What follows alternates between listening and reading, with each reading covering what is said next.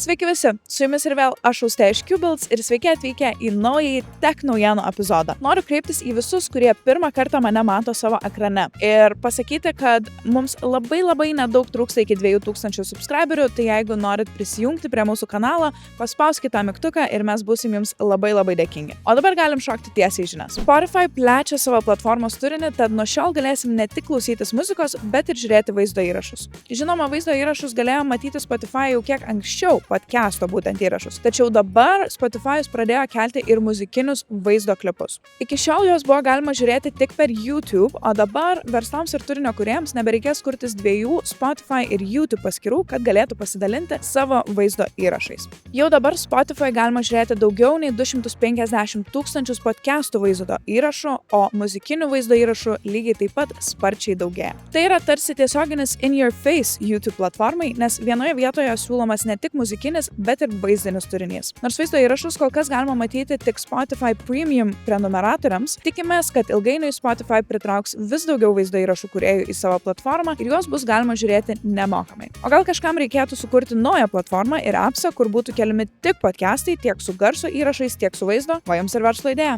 Elgato pristatė savo naujausią streameriams ir turinio kūrėjams skirtą produktą – Stream Deck Studio. Didžiausia iki šiol ant stovo montuojama Stream Decką, kuriame telpa net 32 personalizuojami LCD mygtukai. Toks rimtas ir profesionalus studijoms skirtas Stream Deckas, su kuriuo galėsit paprastai valdyti tiesioginės transliacijas ir lengviau naudotis populiariomis programomis. Nors aš asmeniškai nežinau, ką susidėčiau tos 32 mygtukus. Gal pradėčiau nuo pagrindinių ir dažniausiai naudojami appsų kaip Netflixas, YouTube'as, Discord'as ir paskui susiečiau su dažniausiai naudojamais aplankais. Nesmė, kad jis pusę stalo užima. Tačiau jei turit savo studiją, filmuojat, transliuojat ar dirbat su profesionalia įranga, toks produktas tikrai bus puikia pagalba kiekvienam. Tad griebkit, kol yra. Tęsiant apie profesionalams skirtus produktus, jau nekartą minėta, kaip Tautvilo Approved iFixit išleido nebe taisymo rinkinį. Apie jį minėjom mūsų praeitam naujienų epizode. O šį kartą palaikydami savo teisę į taisymą judėjimą, lyg kažkas iki šiol draudė taisyti dalykus, sukūrė išmanųjį lituoklį FixHub Power Series. Aš buvau tiesiog šoke, kai sužinojau, kad vos per 5 ar 8 sekundės lituoklis įkaista iki 350 laipsnių. Insane. Šis nešiojamas ir kompaktiškas USB-C maitinamas lituoklis skirtas ne tik profesionalams, bet ir mėgėjams. Komplekte yra skirtingi antgaliai nuo kūgio iki peilio formos, todėl tinka lituoti tiek didelius, tiek itin mažus objektus. Ir pagaliau išspręsta dažniausia senesnių litavimo įrankių problema – nieko nematymas. Prie FixHub lituoklio geležtės pritvirtintas šviesos diodų žiedas, kad pagaliau matytumėt, ką lituojat. Į komplektą taip pat įeina laidams ir jų pjaustymui skirta įranga bei apsaugos priemonės. Visas rinkinys su akumuliatoriumi kainuos apie 220 €, o tik lituoklį bus galima nusipirkti tik už 70 €.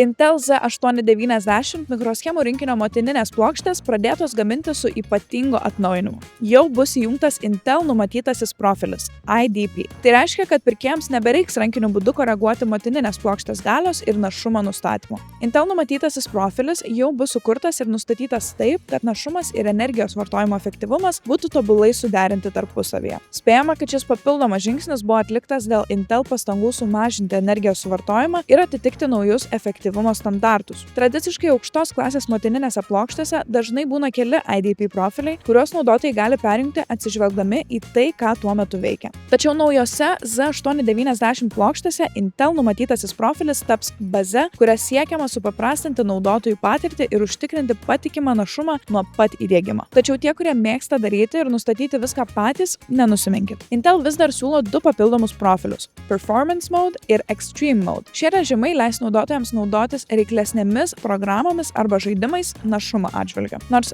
režimai nebus įjungti automatiškai pagal numatytusius nustatymus, juos bus galima įjungti atskirai per BIOS arba kitas sistemos programas. Tikimasi, kad Intel Z890 motininės plokštės pasirodys rinkoje vėliau šiais metais ir ši papildoma IDP numatytojo profilio funkcija turėtų tapti itin svarbi tiek paprastiems vartotojams, tiek entuziastams. Ne tik dėl to, kad supaprastina naudotojo patirtį, bet ir esant poreikiu vis tiek leidžia pasirinkti Performance Mode ar Extreme Mode režimą. Naujienos Razer fronte. Ar buvo pasiekta dar viena žaidimų periferinių įrenginių viršūnė? Razer išleido aukščiausios klasės mechaninę klaviatūrą Black Widow V4 Pro, kuri atrodo ne tik kaip dar vienas Black Widow serijos papildymas, bet neblogas kartelės pakelimas kitiems klaviatūrų gamintojams. Elegantiškas ir kompaktiškas 75% išdėstymas, matinė juoda apdaila su firminiu Razer Chroma RGB apšvietimu, tvirta konstrukcija su aliuminio viršutinė plokšte ir OLED ekranas kampe. Taip pat klaviatūroje yra makro klavišai, kuriems galima priskirti sudėtingesnės komandas ar mygtukų paspaudimų sekas. Turbūt fainiausia šios klaviatūros savybė, kad galima keisti klavišų svičius be jokių litavimo priemonių. Sorry, iFixit lituoklio šiai klaviatūrai neprireiks. Galite rinktis iš Razer žalių, geltonų ar oranžinių svičių, kad rastumėt savo patogiausius, nesvarbu ar rašot ar žaidžiat. Black Widow V4 Pro nuo 200 € galėsite įsigyti tiek laidinės,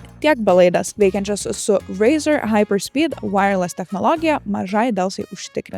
Tęsiant apie motininės plokštės, naujos X870 turės papildomą PCIe jungtį, apsaugančią nuo galimų galios šuolių. Kadangi žaidimai ir dirbtiniu intelektu valdomos programos tampa vis reiklesnės energijai, tai automatiškai reikia ir galingesnių kompiuterio komponentų. Aukščiausios klasės vaizdo plokštės ir procesoriai reikalauja vis daugiau galios ir tai automatiškai kelia įtampą motininiai plokštai. Vargšiukė stresuoja. Tai MSI išsprendė šią problemą itin novatoriškų sprendimų, sukūrė papildomą PCIe jungtį. Papildomas maitinimas tiesiai per PCIe lizdą padeda užtikrinti, kad motininė plokštė galėtų pasirūpinti visų komponentų tinkamo veikimo. Tai itin svarbu tiems, kurie naudoja galingiausias vaizdo plokštės ar net kelias vaizdo plokštės, kurioms efektyviai veikti reikia daug galios. O kad visa tai būtų pasiekta, MSI X870 motininės plokštės taip pat sukurtos pagal naują ATX 3.1 standartą. Pagrindiniai šio standarto privalumai, kad sumažinamas energijos švaistymas ir sistemos nestabilumas. Tad jūsų kompiuteris bus ne tik apsaugotas nuo galios svyravimų, bet ir bus prailgintas jo tarnavimo laikas. Faina, kad kompanijos rūpinasi ne tik naujų produktų kūrimu,